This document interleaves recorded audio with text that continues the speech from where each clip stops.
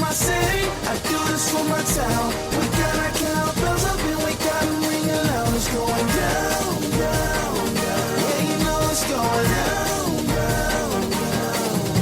I do this for my city, I do this for my town. We gotta count bells up and we gotta ring it loud. It's going down, down, down. Yeah, you know it's going down, down, down.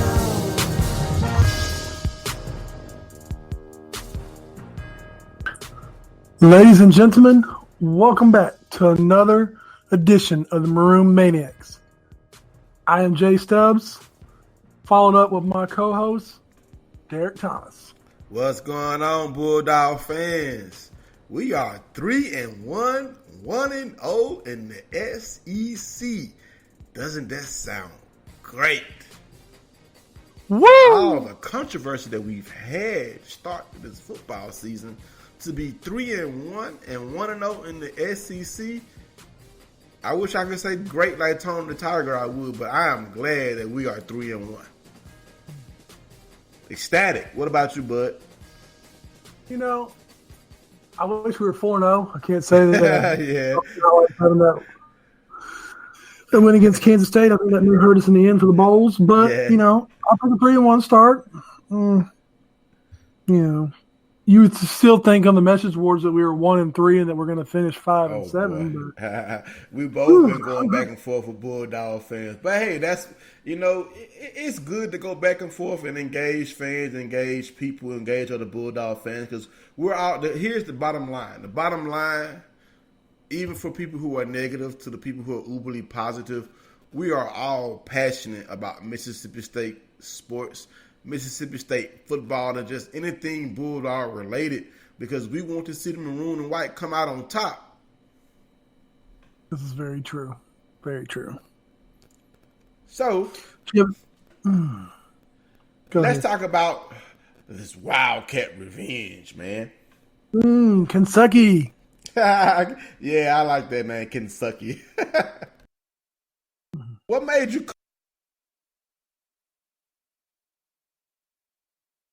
My pure hatred towards all and everything UK. Hate gotta you for realize that- Kentucky. I've lived here for 15 years.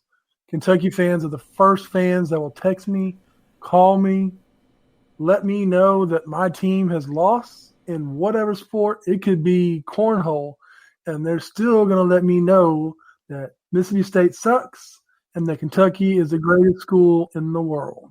Well, we won this round, got our revenge on the Wildcats, and you know both teams are playing with backup quarterbacks, of course. The starting quarterback for Kentucky is out for the season.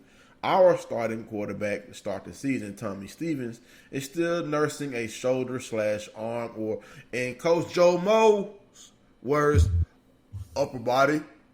You know, he don't give you any more details than upper or lower body. You know, he's not going to give you no details. So let's talk about this game, man. It was the return of Willie Gay, and he made an impact like right away, man. I mean, picking off a pass and returning it 52 yards for the interception. Stubbs, did that make you want to get up out your chair and try to walk, man, when you saw that? It did. I almost got up and fell in my chair and forgot for a second where I was. You know, Willie Gay, a former Starkville High, as I am, alumni, or alumnus, or however you want to put it this way. Yellow jacket. Yeah, yellow jacket, through and through. So, awesome. I mean, we need him. I mean, he might be our game changer. As you can see, what he provided for a half was what we needed. Exactly. Definitely what we needed. I mean, he brought the energy. He put the bite in the Bulldogs defense, and to only have him for that half, for him to get kicked out, first off, we got to talk about this. There's been a lot of back and forth, talking about Willie Gay, positive, negative, mostly negative because they feel like he hurt his team by getting ejected from the game. First and foremost, with the person fouled, yeah, Mr. Gay, you got to be smarter than that. But we understand. You were hyped up to get that turnover chain. You were hyped up to get your first season action of 2019. But we still need you to be smart. Be a smart player. Be a heady player.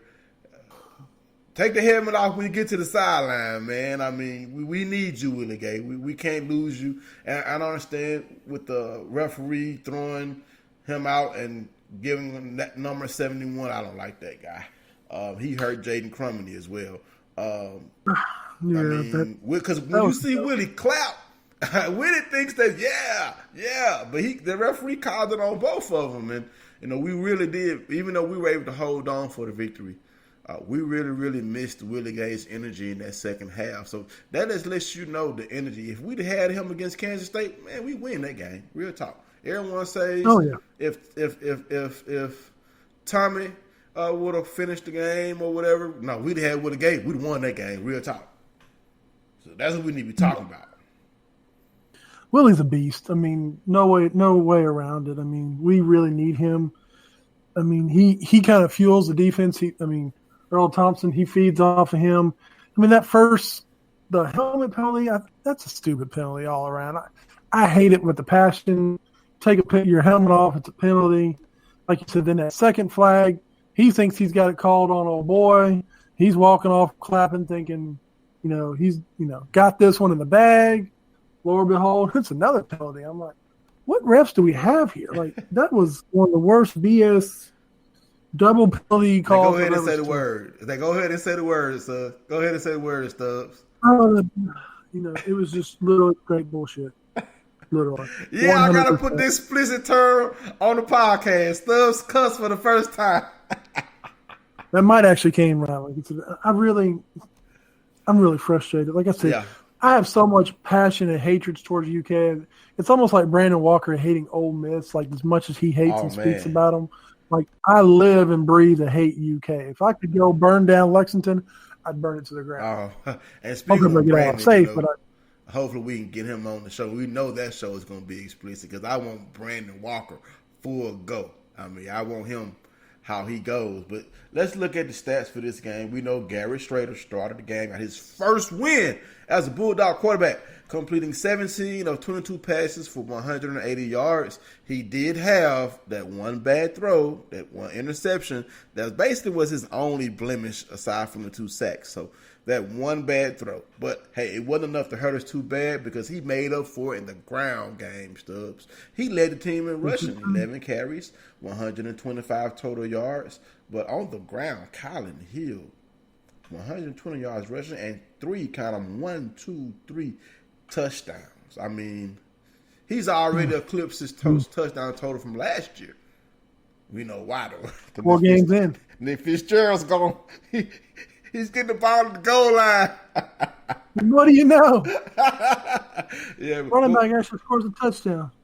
So, receiving wise, not our best receiving game, but an efficient 180 yards, led by Dedrick Thomas, 46, Cyrus Mitchell with 36, Malik Deer, 28, Farrod Green, 20, Austin Williams, 20.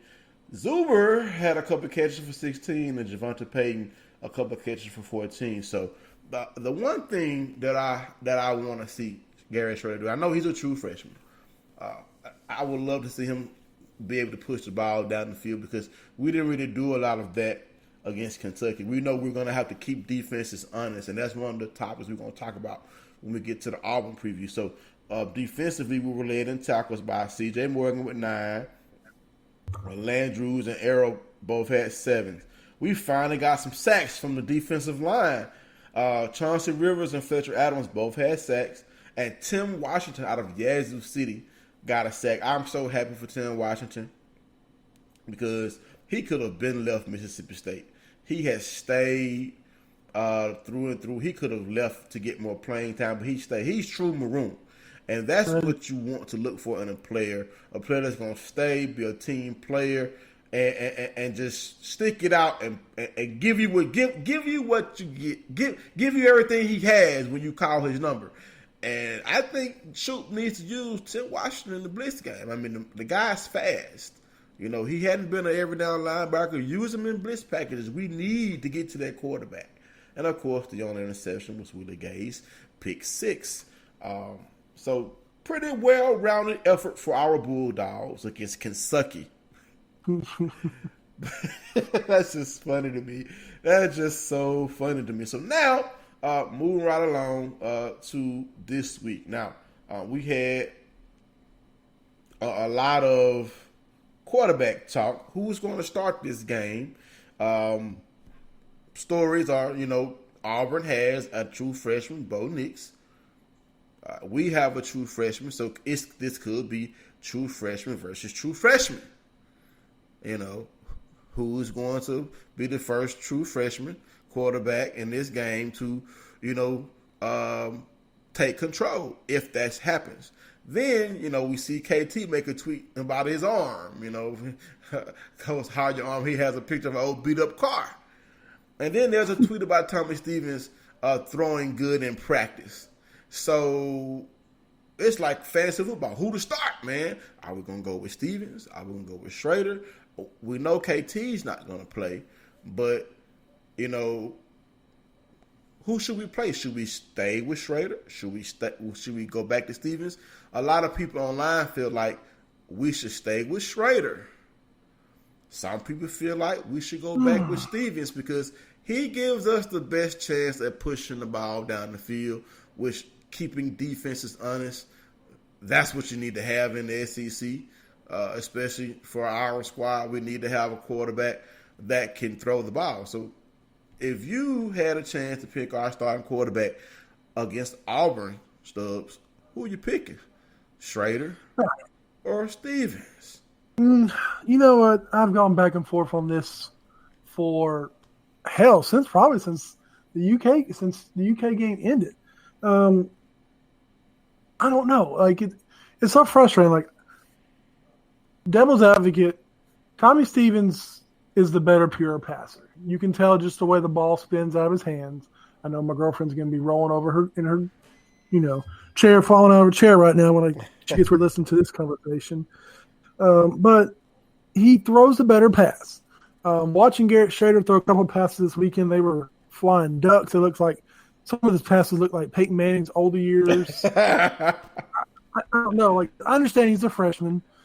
We haven't had a pure passer at the state for years. If you want to call Dak Prescott a pure passer, I mean his numbers didn't really get good to basically his final season completion wise. Tommy Stevens, he pushes the ball down the field from what we've seen. Garrett Schrader, the passing numbers aren't really there yet. He's more of a runner. I mean, he stays in the pocket. He is a freshman. The playbook is not probably as big as Tommy's playbook. What scares me, what literally scares the hell out of me, is with Tommy Stevens, he just holds on to the ball so long. Like there's against Southern Miss, against Raging Cajuns, like, you going to get rid of the ball, buddy? And we're not talking about an SEC defense. And that's what I said the other day in the group when we were discussing the heat discussion is if this dude gets hit, I call him, I've got a nickname for Tommy. I love this kid for what I can see of him, but I call him Peanut Brittle. Like he's hurt every single year. I mean, if he gets hit by an Auburn defensive tackle, he's going to snap. Like he cannot hold the ball if he plays it. Well, here's the thing. When Tommy Stevens was at Penn State, he had his formation called the Lion formation. And when you look at the highlights, he ran the ball more than he threw. So I'm not going to lie. I was looking for this athlete that we saw on film, like running the ball, taking on contact. Man, all I have is a quarterback. Put like this against US in the play. He got hurt. How he got hurt was he was trying to avoid getting hit. Put the ball. He was trying to avoid the sack instead of just running into the guy. So where is this athlete that we were promised? That's what I'm looking for from him. You look at his tape from Penn State. Tommy Stevens was a beast with the ball in his hands, running it. Man, let that beast out, man. We call it the lion formation